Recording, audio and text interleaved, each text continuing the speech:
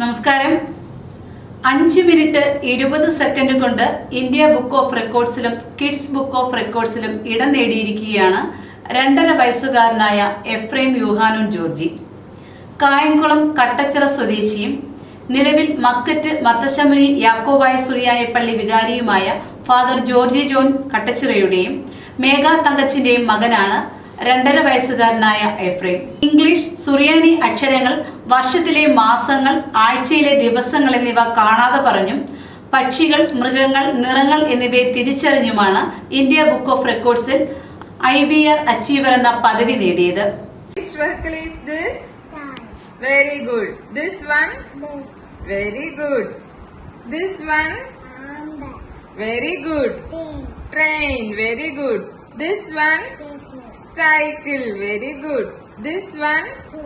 Kids book of റെക്കോർഡ്സിലാകട്ടെ ലോക റെക്കോർഡും നേടി. Efru, say, which animal is this? Very good. This one? Very good. This one? Track. This one, Efru?